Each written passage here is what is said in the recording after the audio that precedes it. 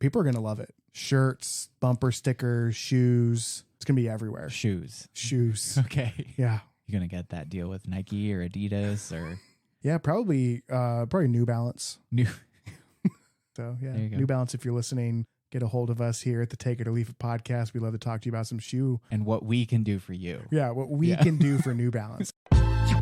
As a gift, I would give it probably 4 out of 5 stars. Okay. As a food, I would give it, I wouldn't give it stars. Yeah. Do you think these were GMO'd? Is that your segue into the topic? Moved to the Midwest in the 90s and people are like, organic. Like yeah, we grew this outside. Yeah, I was like, oh, well, okay. Yeah. Got gravy. Like, biscuits and gravy? And for those of you who in the Midwest that think I'm making fun of you, whole Midwest, I know a lot of people accent. in the Midwest are thinking I'm making fun of it. I am. Yes. Even though I've lived here for 20 years. Right.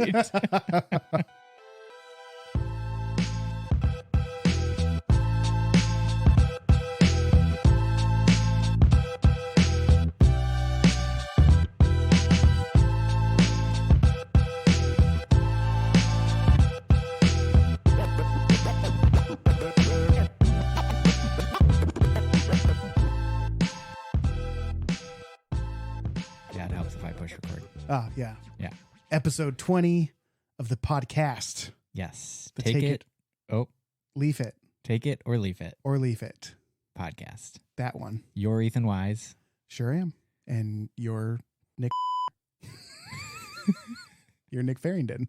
Yes. Just wanted to give you, I'm going to do really well of keeping myself contained. Yeah. So that you don't have to do too much editing. Right. But I had to give you something to edit out. Right. So that's that. Well, today we're talking about GMOs.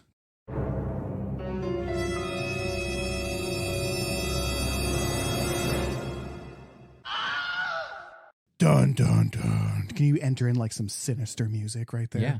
I don't know, like some hellish screams or something like that. It'll be your snippet saying dun dun dun several times in a Just row. dun, dun, dun. Yeah. But like on top of each other. Yes. Or can we get like the Wilhelm scream? That's got to be public domain. Oh, yeah. The That's Wilhelm. why everybody uses it. Right. In every movie where it's unnecessary or not. Right. Yeah.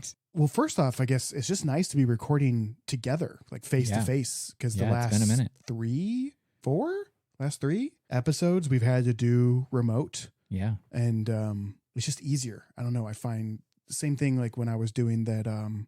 Sounds better too. It sounds so much better when I'm able to use this mic attached to the soundboard. Yep. Because yours sounds good. I don't know. I think my voice sounds really nasally. It's hard going through your mic into a computer over Discord to me, to the board, to Right. recording. Yeah.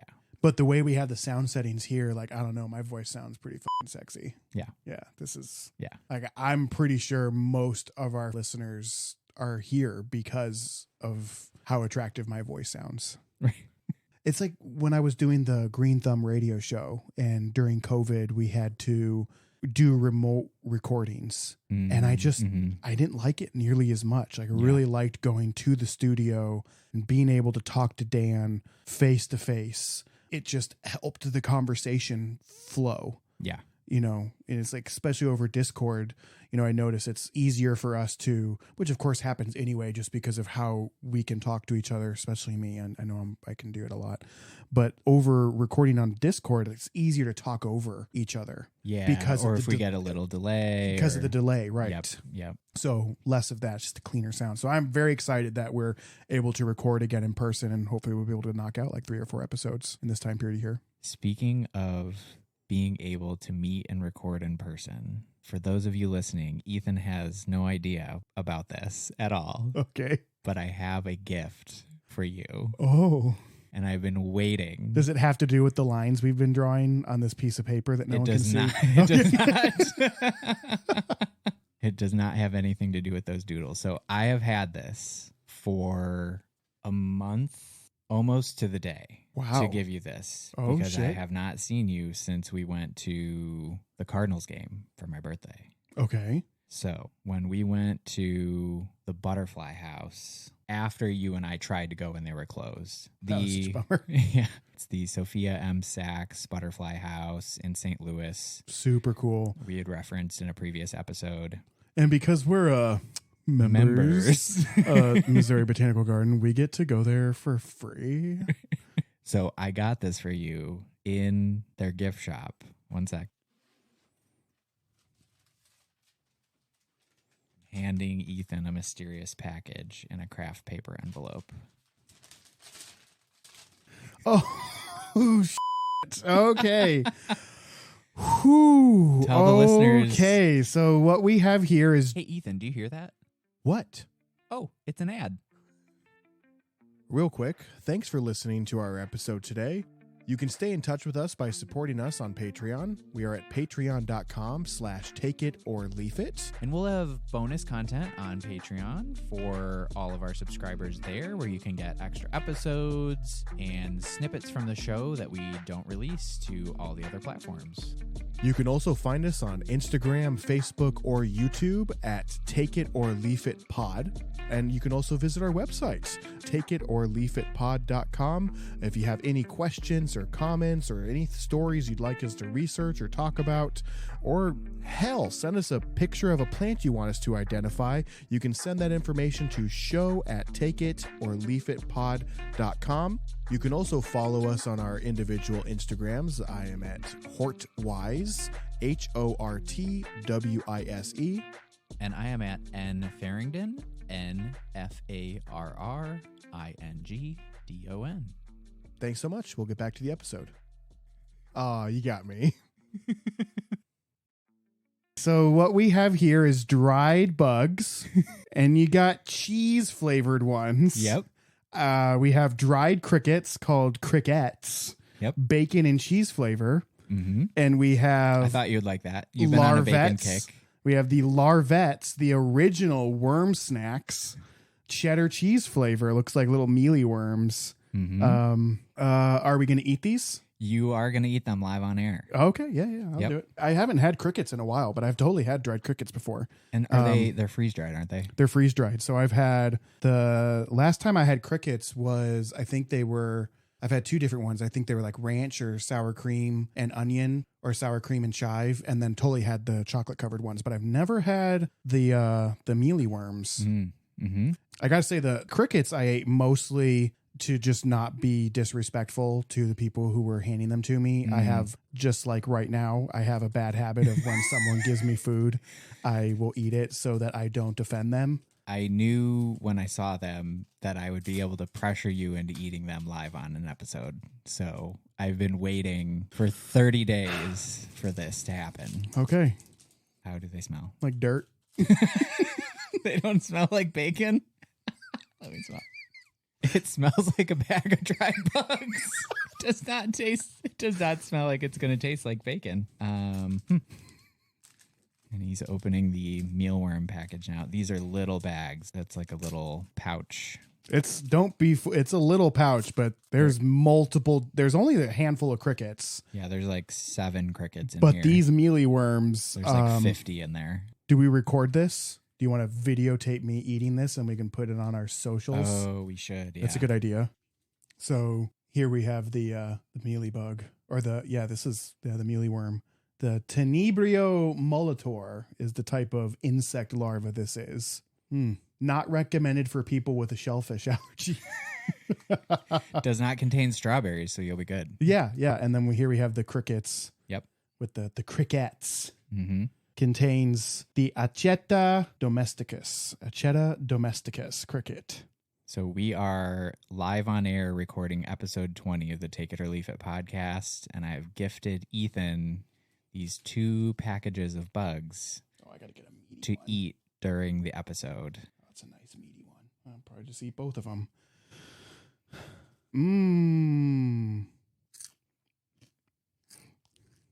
Tastes like bacon? Exactly. Like bacon. Oh. Should I spare the YouTube and otherwise video watchers the mealworms, or you're going for it? Okay. Yeah, I should eat several of them. Yeah. Hopefully they taste like cheddar and not cricket. Oh, so there we go. Got a few mealy worms there. Yep. Nice little chunk there.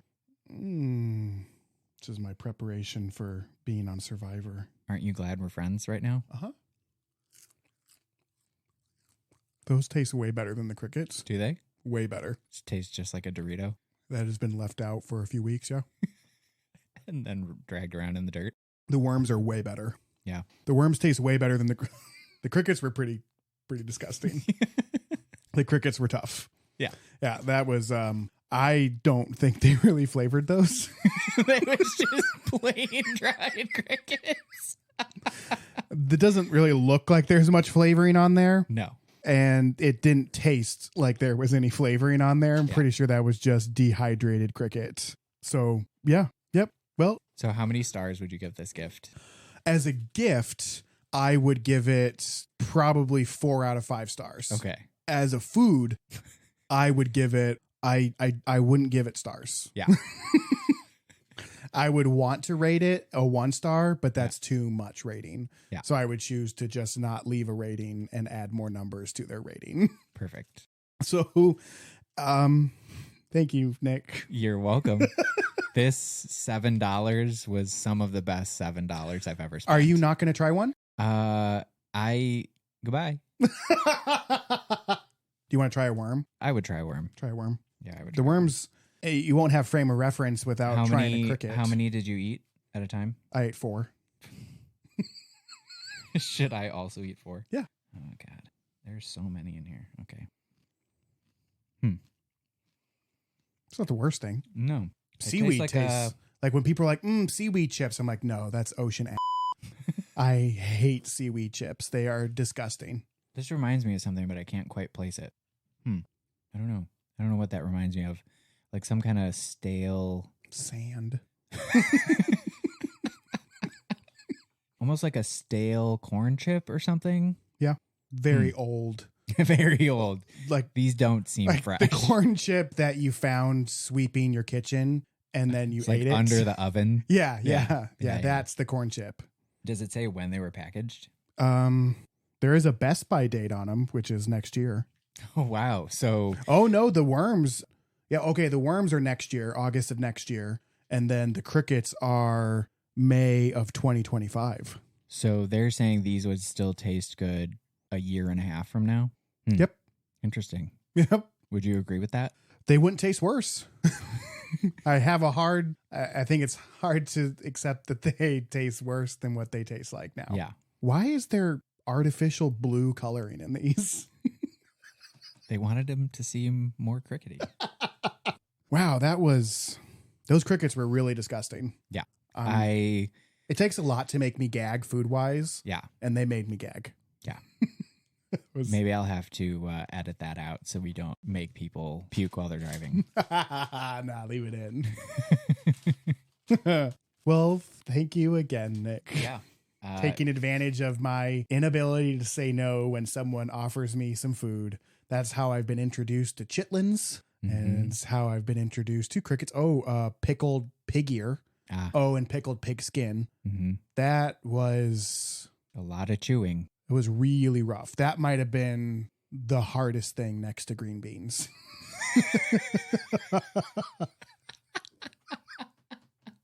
Was eating a giant 4-inch by 4-inch sliver, 1/2-inch thick pickled pig skin and being surrounded by people that were all eating it and enjoying it. Yeah. And not wanting to be that person. So I did it. It was awful. Yeah. It was really, really bad. Sounds really terrible. It was one of the worst things I feel like I've done to my body. I'm bummed I'm out of water now. Like I had to get through. I drink all my water to get through those crickets almost.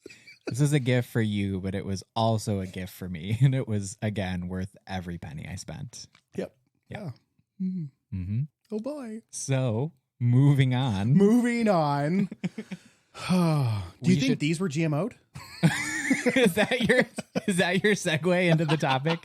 Before we get into the GMO topic real quick, and we're just going to talk about GMOs very, very briefly. GMOs are a topic that have been pretty pervasive in the news, especially in the last 10 years, even more so in the last few, particularly with Europe getting ready to change some regulations surrounding GMOs because Europe has viewed GMOs under a harsher lens. And there very well could be, merit to that, and we'll get into that. But before we get into the GMOs, I did want to bring up one correction from our last episode on poison ivy. I think I said urushiol as the chemical. Oh, yeah.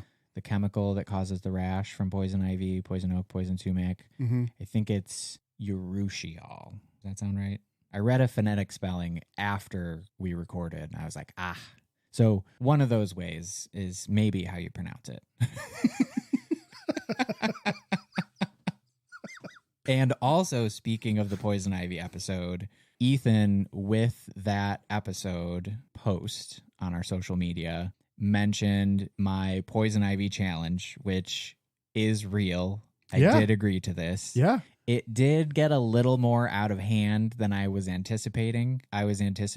So for those of you who haven't seen that post, Ethan basically said that if we get $1,000 by the end of this month to Patreon, so are we saying I would say from Patreon, the post? or if it's not via Patreon, I guess we don't have like a Venmo or a PayPal account. They can for the make show. They can make a one-time. Via if they Patreon. Oh, wanted perfect. to. Then might as well just do it through Patreon. Yeah, Be we'll just do easier it through for us to Patreon. track. Yep. And you'll also get bonus episodes and clips Absolutely. whenever I post those. Yeah. Well, we're going to get better about that. Yeah. That's fine. There's some there for sure. But yeah. If we can make $1,000 by the end of Halloween, then we will test your theory of whether or not you have some level of immunity to poison ivy. After having my extreme poison ivy incident. I like how we're doing this after we made fun of that person who rubbed it on their skin but they did it. She did it. It's very different to try to prove that it wasn't poison ivy. I'm doing it mostly for science and money. Yes. Yeah. So there's a difference. There is a difference. Yeah. And I'm not going to unknowingly spread it all over my whole body the rest of the day like she did. It's still so funny to me. It's so funny. So yeah, we would just test your leg. Yep. And rub a little bit. I think you said walk through a patch of poison ivy in shorts. That's a little more than I was looking for.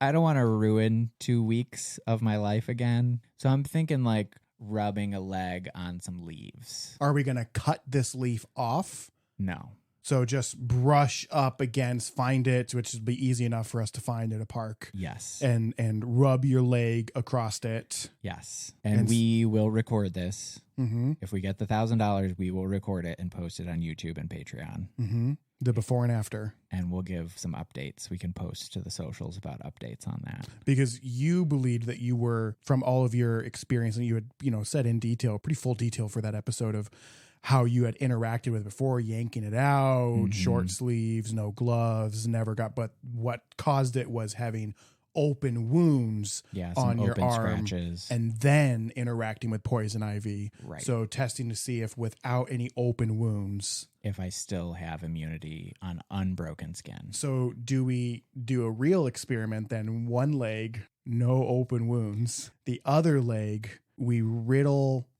with small cuts. For $10,000. Yes. So if there is a listener or listeners out there who want to see me rub one leg, unbroken skin for $1,000 and one leg with a bunch of scratches for $10,000 additional dollars, I will do that. Okay. Additional. Okay, yes. So $11,000. How much of this money do I get? You came up with it, but I'm the one facing potential bodily harm. So we'll have to figure that out. Okay. But I think I'm getting most of it. Okay. It feels like I'm probably we leave getting at least most of it. 40% for the podcast? I could say 40% can stay and fund the podcast. Yeah. Okay. Yeah. Cool. That seems reasonable. And I'll get 500 finder's fee. Yeah, this is turning into almost like an OnlyFans thing. We do still need to reintroduce Nick the Tree. Yes, we'll just have an OnlyFans page where we just rub plant leaves on our bodies and see what happens from that. Maybe I try a strawberry. For $5,000, I will eat a strawberry. Yeah. No Benadryl. And for those of you who didn't hear that episode, Ethan has a severe strawberry allergy. I wouldn't say severe. Where's your EpiPen right now? Just to check in on that. Bedside table. Is it? I didn't check last time I said that. Yeah. I think you told me you checked and it was not there. Yeah. That seems more appropriate. Yeah. I might be in like a backpack somewhere. One of my backpacks. Or someone else's backpack. Okay. So moving on to our main topic. Maybe it's in like the kitchen. It kind of looks like a candy thermometer. I might have mistaken it for that and have it in with the baking supplies. You used up the whole EpiPen in a cake. I was like, oh, damn, that shattered when I was trying to temp my sugar. I was trying to make candied sugar, and it wasn't the candy thermometer. That was just my EpiPen. Yeah, we'll see. Some expensive sugar now. I've done really well at eliminating strawberries out of my diet, so I don't have anything to worry about. Yep. I'm super safe. I'm sure your doctor would agree. None. Mm-hmm. Yeah. I'm a doctor. I got an associate's degree, right? Yeah. Yeah. Okay. Mm-hmm. GMOs. Googly monster organisms. Let's talk about them. Yep. So unlike what Ethan just said, GMO stands for genetically modified organisms. I think when most people think of GMOs, usually it tends to be kind of in relation to crops. Yeah, I think, usually types of food, packages, processed food, something like that. Yeah. Yeah, some types of papaya, random stuff like that. But so this originally came up a few weeks ago, just randomly in conversation. We kind of brought this topic up. Yeah, we had a really good phone conversation about this as we were kind of discussing other topics and just staying in touch. And inadvertently, this conversation that we had halfway through, like this totally could be a podcast episode. Where I was at as far as how I had brought this discussion to the table was from a gardening post on a social media page. And the topic of discussion was genetic modified food. And this person who had made this post was talking about how bad GMOs are and how awful they are. And my brain... Probably not with any like proof or evidence. No, I think they were one just way kind or of, the other. Yeah, I think they were just kind of in their world, and their strongly felt opinion was that, no human should ever ingest a genetically modified food. And my brain initially went to, well, a lot of the food as we know it exists because of that. And I don't think I have a strong opinion one way or the other. I think it would be great to live in a world where we didn't have to worry about that. But I also don't know how we live, especially in the United States, with the massive amount of food consumption. I just don't know if it's possible to supply that much food without having genetic modification. I also think that there are some cases where it's a little extreme, like making food genetically modified to be able to withstand horrendous herbicides like glyphosate is pretty rough. Or Roundup Ready corn or soy is what you're referring to. But so anyway, my brain went to, as we were having this discussion, was, well, isn't like an apple, the way that we view an apple, and this was, kind of something I also took from the Botany Desire book, which was episode 1. And how we relate to food now and what we know certain types of food to be exists as a form of genetic modification. Like I grasp what genetic modification is as far as like a laboratory created or something, altered in a laboratory state. But I also, I guess, in my own brain, my logic also applied this umbrella of GMO. And underneath that umbrella was also the way that we have hybridized fruit. Like in my mind, I also associated genetic modification to being how we have cultivated apples to be what they are now. By hand selecting the types of traits that we want in an apple and hybridizing those, and through grafting, like, isn't that a form of genetic modification as well? And that made sense to me. It's like, because we have stepped in and selected specific traits and done particular crosses to achieve a certain, like with your apple example, and this could be fruits, vegetables, grains, you name it, but, a sweeter apple or an apple that lasts longer in storage between seasons. That kind of thing. Right. Or like even carrots, making carrots that are sweeter versus more bitter, or tomatoes that are juicier instead of meatier, those sort of things. Or have a thicker skin so that they don't bruise as easily in shipment to grocery stores. And so for me, I guess I've always kind of associated, isn't that also a form of genetic modification? We are intervening and creating a trait that is desirable to us by sifting through these other traits of these plants and essentially hand picking what it is that we are looking for. And then other extremes of that would be like types of grafting and creating that. But you corrected me and kind of like, well, you know, you'd said, I can see where you're coming from. And while that does make that type of thinking make sense, that is not what genetic modification is as we know it today. And this is definitely a topic that you are far more versed in than I am. So yeah, it's your rodeo. So yeah, this was a topic that came up quite a bit when I was in undergrad studying environmental studies and international environmental sustainability, all that kind of thing. So it was kind of a hot topic then and still is today. As far as food, even like you're more prone, I probably eat more organic food when I'm with you than I do with other people. I know my mom, once upon a time, you know, before we moved to the Midwest, and organic food was easier to come by, it seemed like. And then we moved to the Midwest in the 90s and people were like, organic? Like yeah, we grew this outside. Yeah, I was like, oh, well, okay. They're like, co-op grocery stores, what? Got gravy? Like, biscuits and gravy? And for those of you who in the Midwest that think I'm making fun of you, whole Midwest I know a lot of people accent. in the Midwest are thinking I'm making fun of it. I am. Yes. Even though I've lived here for 20 years. Right. So to give a more specific definition of GMOs as they're generally thought of today, this is from, and I'll link this in the episode description. So I have two definitions here, one that Ethan found and one that I'll read from the Joint Research Center of the European Commission. So this is affiliated with the EU. Their definition is genetically modified organisms, or GMOs, are organisms with genes that have been altered in a way not naturally occurring through breeding or mating.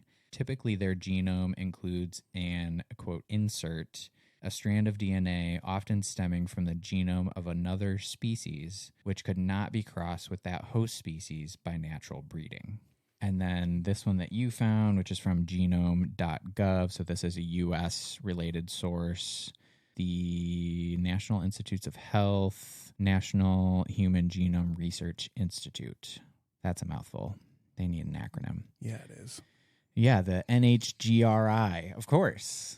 I know that one. So their definition is GMO, short for genetically modified organism, is a plant, animal, or microbe in which one or more changes have been made to the genome, typically using high-tech genetic engineering in an attempt to alter the characteristics of an organism. Genes can be introduced, enhanced, or deleted within a species, across species, or even across kingdoms. I found that across a whole kingdom. Mm-hmm. Damn. I think, wasn't there, don't quote me on this, but wasn't there something with taking Arctic fish DNA because they live in such cold waters and splicing that into corn so it'd be more resistant to frost or something like that? You told me about that and I didn't do any research on that. I should probably look that up, but I didn't. I'll look that up while you're talking. Sure. And then the rest of their definition, GMOs may be used for a variety of purposes, such as making human insulin, producing fermented beverages, and developing pesticide resistance in crop plants. So that's like Roundup Ready corn or soybeans, that they can, essentially saying they can nuke the whole field with herbicides and not have their crop plant be affected by those herbicides. And a type of herbicide that, like glyphosate or Roundup, is usually a kill-all, non-selective. Whatever you spray it on, it will kill. Right. And to genetically modify a plant to be able to withstand that, like, that's just wild to me. Mm-hmm. Kind of scary. And, it's that kind of thought that leads people to wonder, and that's kind of the stance that a lot of European countries, European Union, and so on have taken, is essentially, we need you to prove that this is safe and doesn't have a negative environmental impact and so on before we're going to introduce it to the market as something that people can consume or that animals can consume. And these companies can't, so it remains illegal in other parts of the world. Well, so what we've seen in the last couple of years, and I'll get to some articles on this, is that with new GMO technologies that weren't around when some of those laws were put into place, they're finding more pushback, and a lot of it's going to come from the biotech, big agriculture, that kind of push and lobbying. But there has been some push in recent years to tweak some of those laws now that the technology has changed so much. But I'll get to that in a little bit. So just to read a little bit more from the Joint Research Center, European Commission, the number of genetically modified crops and the area cultivated with them are steadily increasing worldwide. In the EU, only one GM corn is currently cultivated, but many other GMO crops are authorized for food and feed use. However, products derived from or containing GMOs are strictly controlled with a zero tolerance for unauthorized GMO.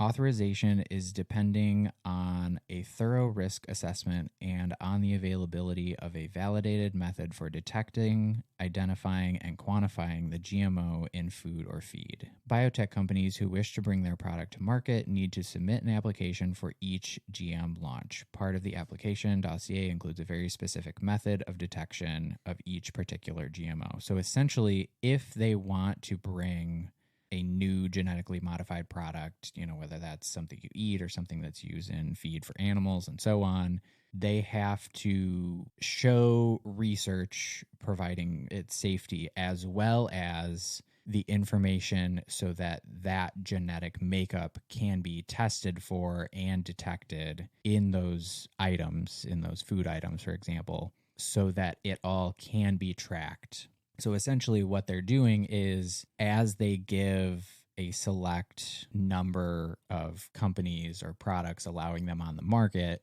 they also want to be able to go in later or at any time and test and make sure that those genetics are the ones that are actually being put into the market and not something else that's not authorized. So it's a pretty rigorous process, and that's part of why these companies are pushing back, because it is a big hurdle if you're trying to bring a new product to market.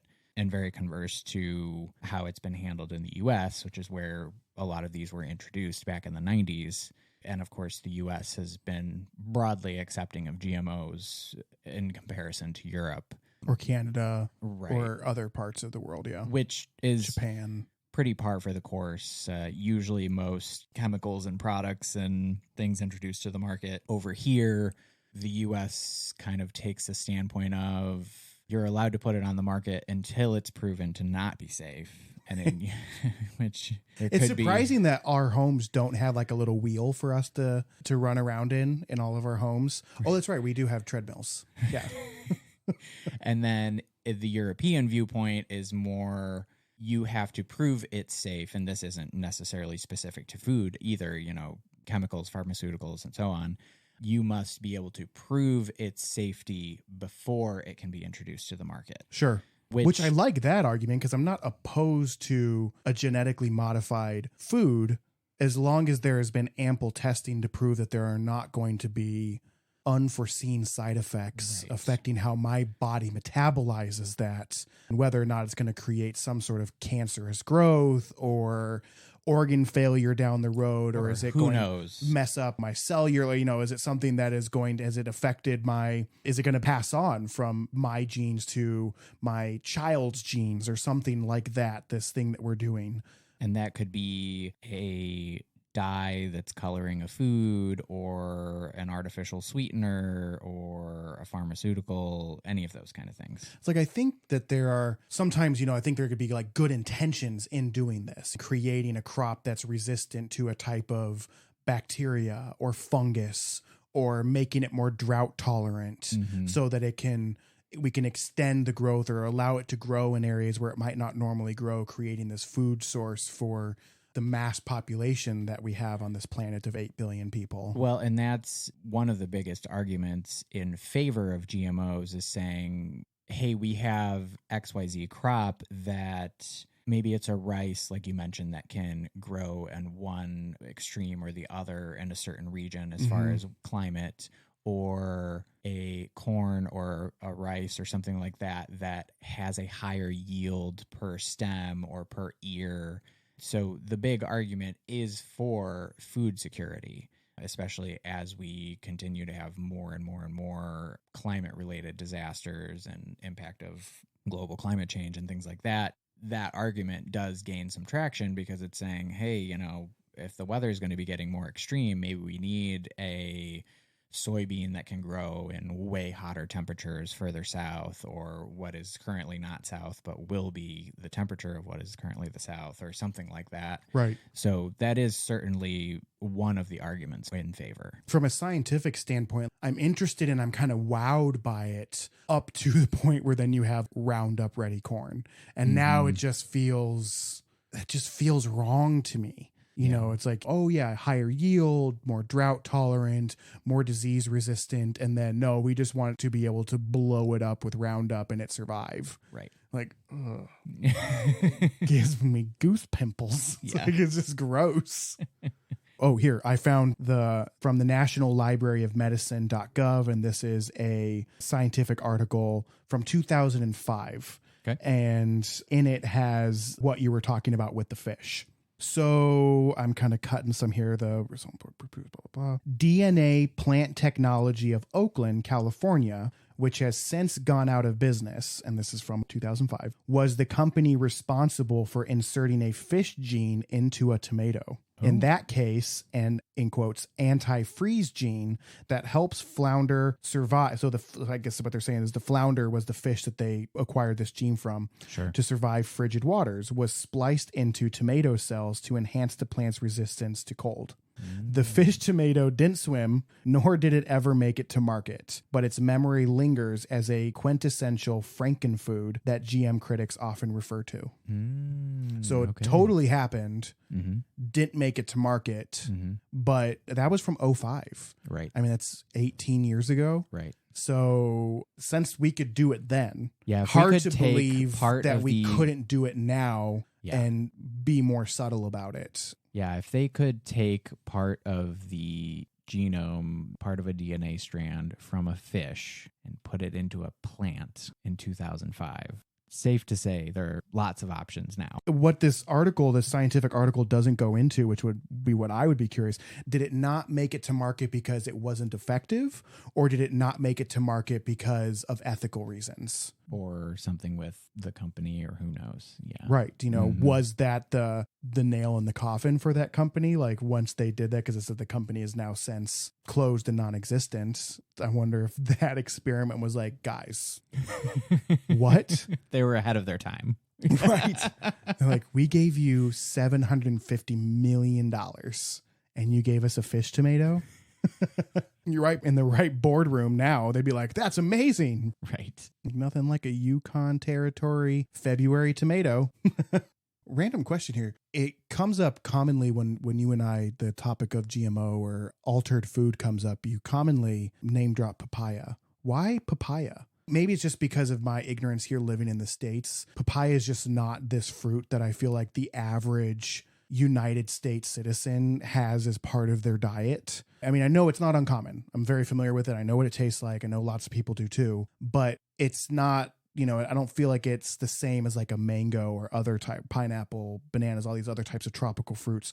What is it about that are more prevalent? Right. What is it about a papaya and why is that so genetically modified? Do you know? Actually, I don't know off the top of my head. I just know I see that regularly referenced on places like EWG, the Environmental Working Group. I've seen it on lists too. Yeah, which EWG is the group that puts out the Clean 15 and Dirty Dozen list. I'm not sure if we've referenced that in a previous episode or not, but every year they take huge batches of fruits and vegetables from multiple different growers and sources and farmers, both grown in the U.S. and imported from what I recall. And essentially what they do is they take all those fruits and vegetables and test them for levels of pesticide residues. And then they put out a list essentially of if you were not going to purchase something organic, what are your chances of that fruit or vegetable having or not having high concentrations of pesticide residues on them?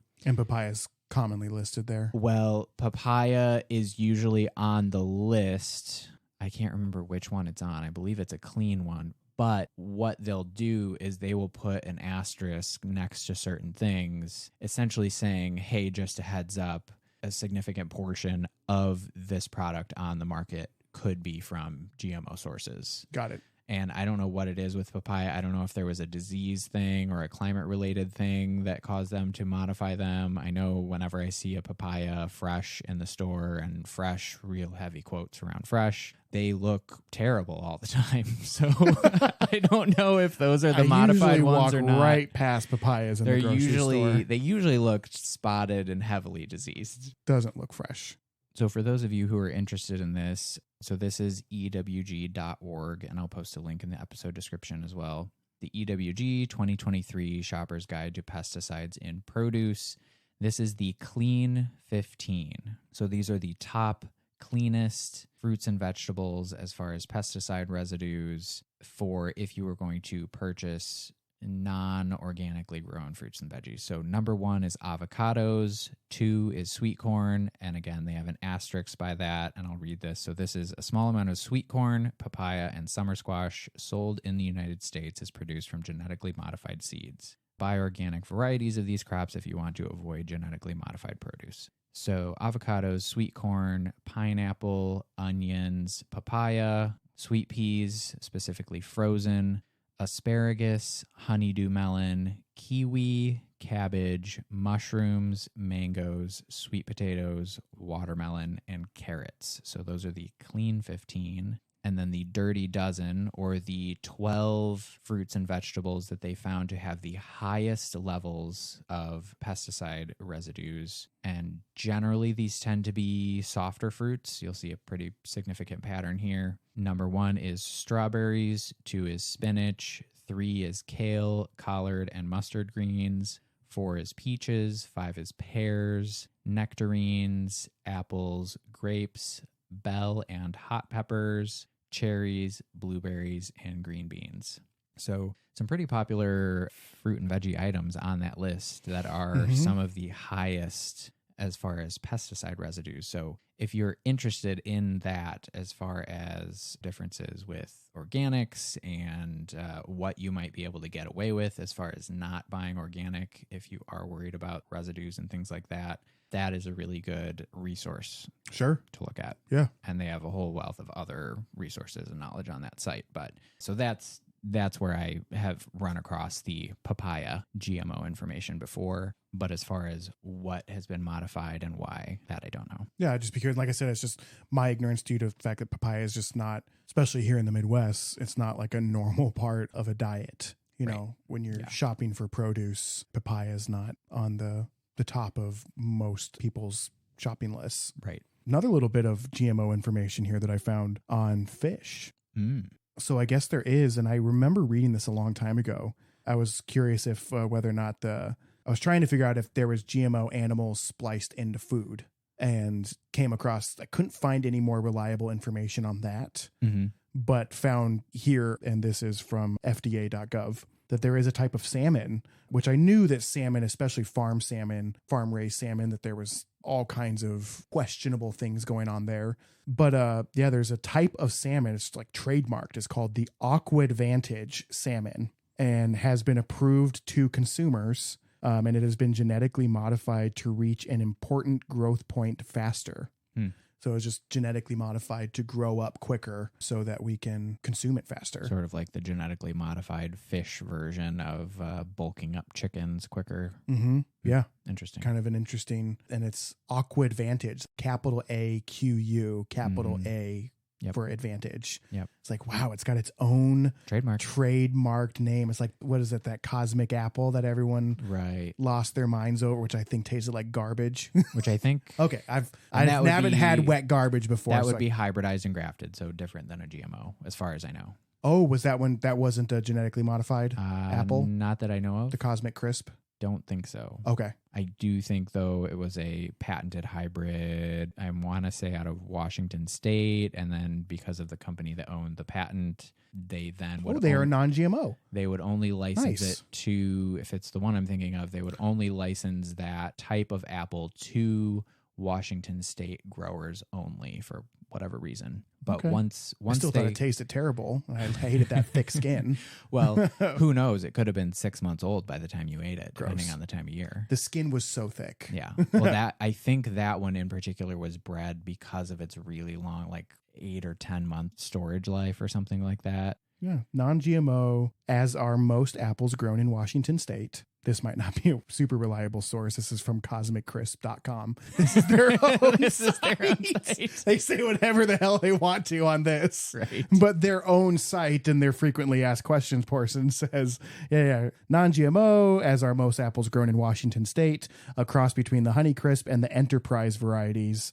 The Cosmic Crisp apple was classically bred over 20 years through Washington State University's world-class fruit breeding program. Okay, so it's not GMO, but And so with things like that, and that could apply to GMOs or trademarked hybrids, all that stuff, they have 10 years before that patent expires as far as, so within that first 10 years is where they're going to want to be cranking that out onto the market, make as much money as possible while it can still be licensed out or doesn't become publicly available. So got it. Okay. yeah. So I believe with that one, that's why they restricted it to Washington State only for those first 10 years. I feel like I could just be very easily amused isn't quite the right word, but for lack of a better word in the moment, easily amused by just learning about this. This is, even though I'm a horticulturist and I've spent a decade doing this in the field, my knowledge really goes to like landscape planting. As far as the food part of horticulture, which is also, as we've talked about before and we'll continue to say, it's like there's such a massive umbrella that covers horticulture and agriculture that there's just so much, there's impossible to be a know-it-all in everything. And food, that portion of horticulture, has always been one of those things that I just have never focused my energy on as far as learning extensively about genetic modification, hybridization, grafting. I know enough, like when I'm talking to people about fruit trees that, you would buy at a garden center, I know enough about those as far as helping people be successful in growing those. Sure. And helping them pick cultivars that will coordinate with each other, like picking apples that are going to bloom around the same time, or at least have it, if it's an early, it's going to end at least when this late season is blooming. So you at least you get some form of cross pollination that's happening.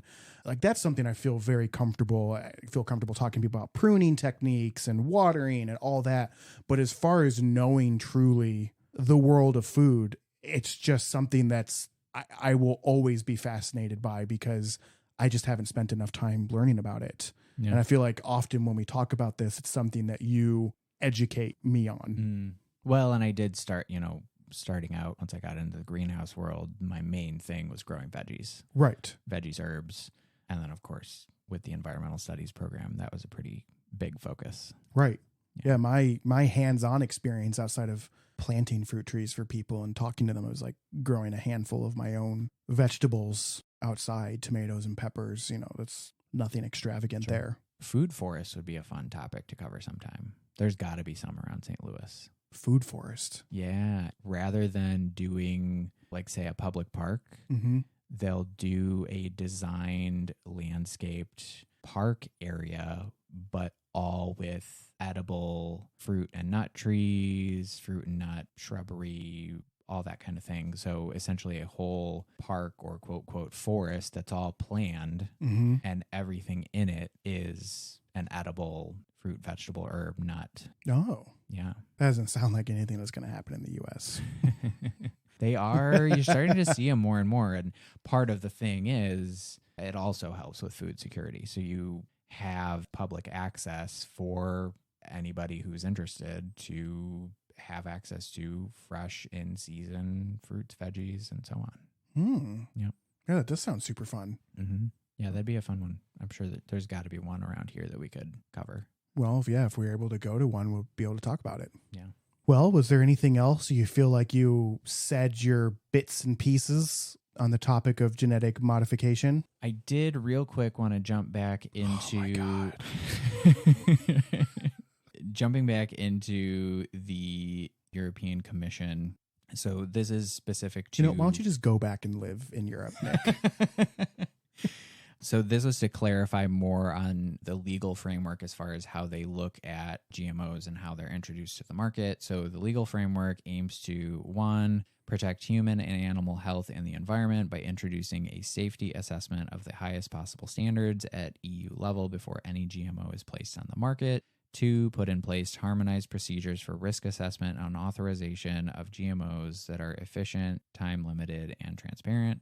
3, ensure clear labeling, and that's a key that I think is another thing that's less common and obvious here in the U.S. Clear labeling of GMOs placed on the market in order to enable customers as well as professionals, e.g. farmers and food feed chain operators, to make an informed choice. And 4, ensure the traceability, which I had mentioned before, traceability of GMOs placed on the market. So that's from them. And then I will also include, this is a paper written by a professor at the University of Minnesota, a little bit lengthy as far as the differences between U.S. and European perspectives on GMOs, political, economic, and cultural issues. So they talk about when GMOs first came onto the scene in 1996 and how by 1998, more than 500 genetically modified plant varieties were available in the U.S., accounting for 28% of the area planted to corn, soy, and cotton. So in just 2 years, took over 28% of those 3 crops share area. So that goes more into detail, differences, U.S., Europe, on all those points. And again, there are tons of information on the internet about this, but these are just from some kind of .org and European Union sources, if any of you want to get into that much more than we're going to cover today. So then something that I had mentioned previously was that there have been some calls in recent years, especially in Europe, to kind of rethink some of those rules for GMOs. And I'll link this article from Reuters. This is from April 29th of 2021. EU calls for rethink of GMO rules for gene-edited crops. And this is out of Brussels, Belgium. The European Commission launched a review of EU rules on genetically modified organisms on Thursday, opening the door to a possible loosening of restrictions for plants resulting from gene editing technology. Prompted by a 2018 ruling from the EU's top court that techniques to alter the genome of an organism should be governed by existing EU rules on GMOs, the Commission concluded that its 2001 legislation was, quote, not fit for purpose. Gene editing technology targets specific genes within an organism to promote certain characteristics or curb others, while genetic modification involves transferring a gene from one kind of organism to another. GMOs are rarely used for cultivation in the EU due to long-standing fears of their environmental effects, and some campaign groups say gene editing brings similar risks. And it goes on more to talk about how so are they essentially biotech trying is to arguing the opposite. Further clarify that there is a difference between genetic modification and gene editing? Is that what I gathered? That, or they're lumping both of those together? It seems like they're trying to, and I'm sure this is some biotech and big ag lobbying and such, but it seems like they're trying to make a distinction between editing the genome of an organism to promote traits versus adding or subtracting genes from a different organism into that organism that they're trying to achieve something from. Okay, so keeping this, which is like, okay, this is a singular plant and you can edit its own genes, but then as soon as you start to incorporate other genes from a different species, now that's a totally separate thing and needs to be monitored separately. Right. So I believe historically both of those have been kind of lumped under the GMO category, and now they're trying to kind of create some separation between the gene editing versus the genetic modification of splicing in an outside entity into the entity that you're trying to create some sort of trait for. Exactly.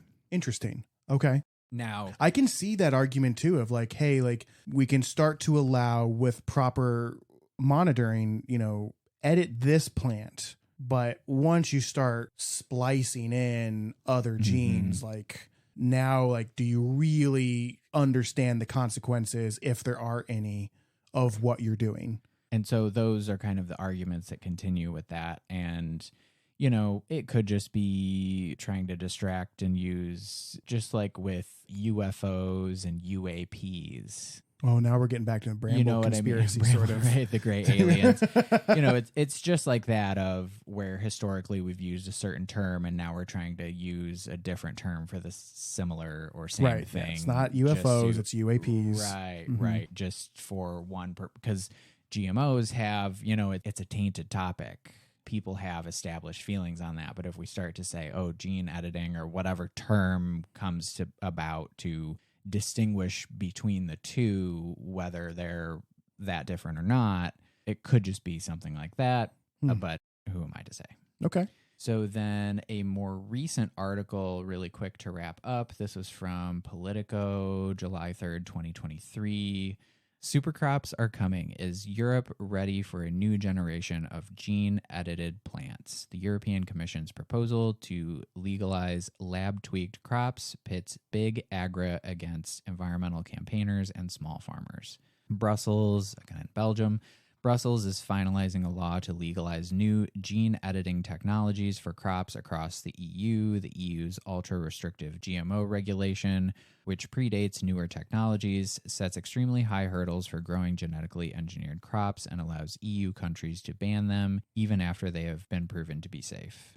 And I don't know how much proving to be safe has been done, but right. I wonder how many years have to go by for that. The new law aims to cut red tape and allow easier market access for plants grown with, quote, new genomic techniques, or NGTs. Genomic techniques.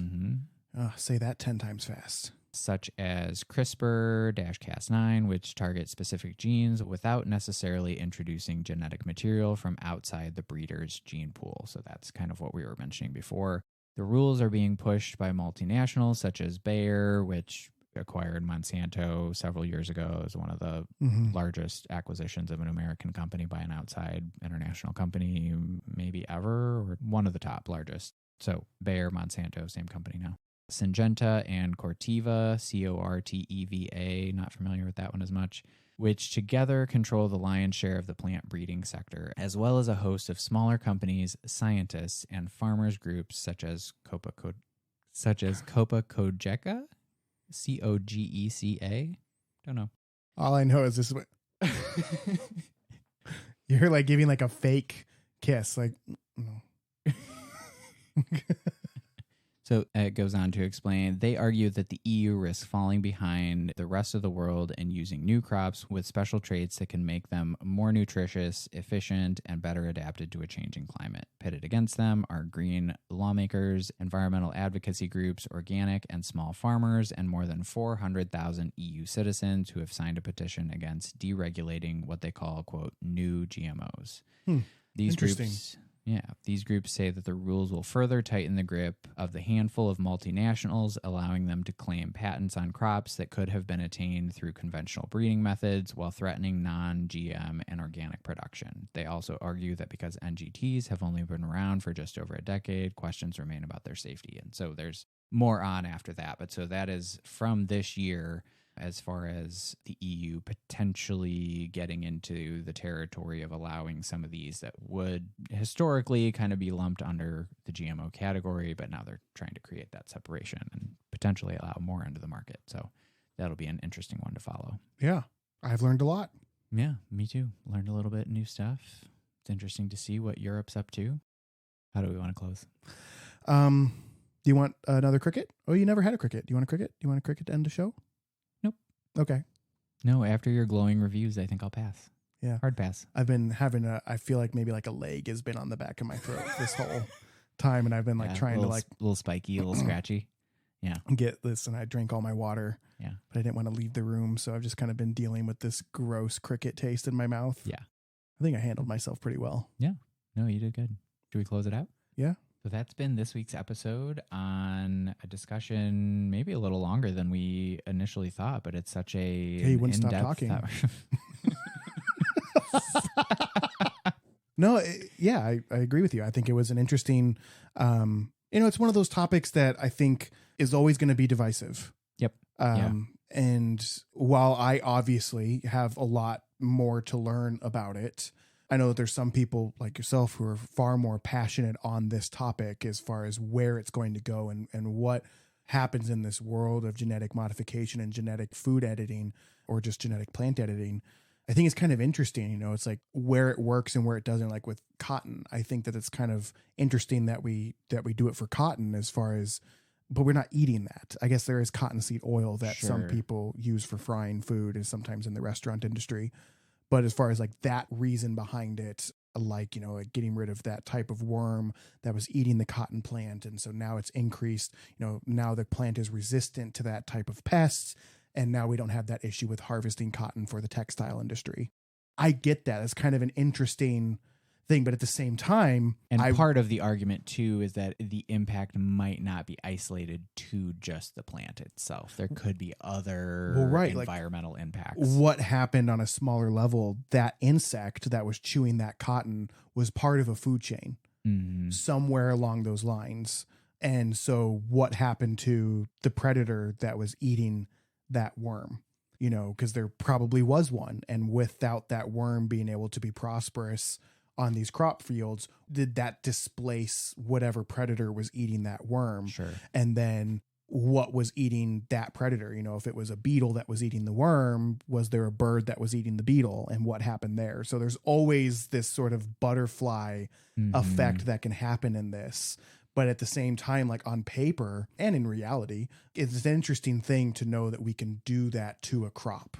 Yeah. But at the same it's time, fascinating that we can do it one way or the other. It is. It's something that's very fascinating, but at the same time, like, because, and part of it is just because I'm so ignorant to this particular topic, it's hard to not have these sort of ominous feelings about it sometimes and get these sort of bramble conspiracy thoughts. Yeah.